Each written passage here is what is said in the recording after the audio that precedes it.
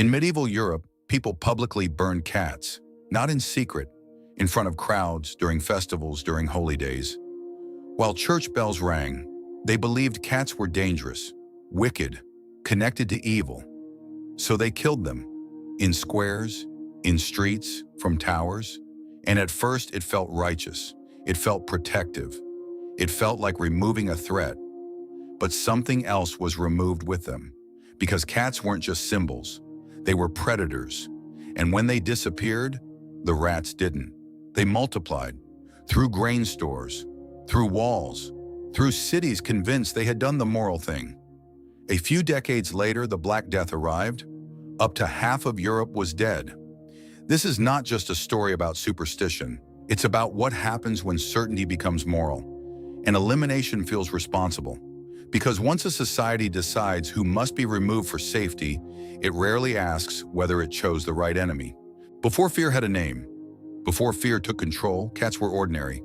They lived in barns, homes, ports, monasteries, not loved, not hated, useful. They hunted rodents that destroyed grain stores. In a medieval town, losing stored grain could mean starvation within weeks. They protected food in a world where famine was always close. Monasteries kept them near libraries and scriptoria. Medieval illustrations show cats beside scribes. Not sacred, not symbolic. They were background. They were infrastructure. But they were also different. In most towns, a single cat could protect an entire grain store from infestation. Unlike dogs, cats did not submit. They did not obey. They did not perform loyalty. They hunted at night. Their eyes reflected light. They appeared and vanished without warning. In a world obsessed with signs and meaning, difference never stays harmless for long. When difference became a threat, by the 12th and 13th centuries, Europe was tightening its grip. The church was defining truth. Heresy was criminalized. Inquisitions were expanding. Public punishments were becoming common. Local beliefs were no longer tolerated. They were hunted, and cats were woven into those older traditions. In Norse myth, they pulled the chariot of Freya. In folk belief, they guarded homes.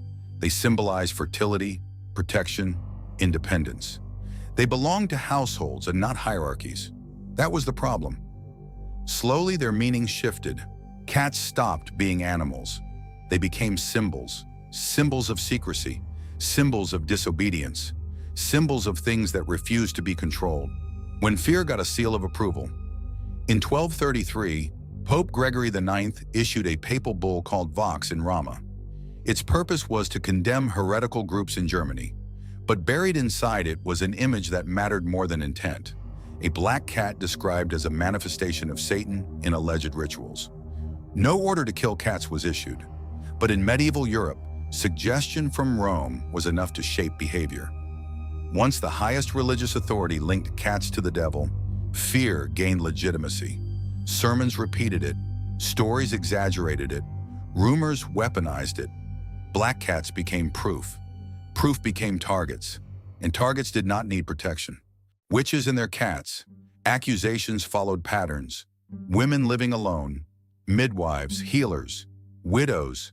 Many kept cats. Cats hunted vermin. They required little care. They lived beside humans without dependence. That was enough. Cats were rebranded as familiars, supernatural assistants to witches. If a woman was accused, her cat became evidence. If a cat behaved strangely, suspicion followed its owner. Punishment spread in pairs. In some regions, accused women and their animals were executed together. The belief did not need facts, it needed repetition. What quietly disappeared? There was no single decree, no announcement, no census. Cats vanished unevenly. No records tracked their decline, but chronicles show repeated local killings. Killed, driven away, left unprotected. Not erased, but reduced. And in medieval cities, reduction mattered, because something else lived in the same spaces. Rats. The door left open. The black rat thrived in medieval Europe. It lived in walls, ships, sewers, grain stores. Normally, cats kept its numbers in check. Where cats declined, rats multiplied faster, and rats carried fleas. This did not create catastrophe by itself, but it removed resistance. Europe did not realize what it had lost until it needed it. The Black Death. In 1347, ships arrived carrying more than trade. They carried fleas infected with Yersinia pestis. The fleas rode on rats. The rats moved freely. Crowded cities, open trade routes, poor sanitation, everything aligned. Within years, up to half of Europe was dead. Some cities lost more than 60% of their population. Priests died, cities collapsed, villages vanished. The church searched for meaning. It blamed sin, it blamed punishment, it blamed outsiders. But it never questioned the fear that had helped shape the conditions death exploited. Silent reversal. Eventually, behavior changed. Cats returned, not through apology, not through confession, through necessity. Rats were visible. Disease was undeniable. Belief collapsed when survival was at stake. No admission was made. History moved on. The cost remained buried in mass graves. Final warning. The war on cats was never really about cats. It was about control, about mistaking independence for threat, about choosing belief over observation. Nature does not care what we believe. When fear replaces evidence, the world responds with consequences. This was not divine punishment, it was human certainty. This pattern appears whenever fear replaces evidence, in any century, and history keeps repeating the same mistake. Every time belief is treated as truth.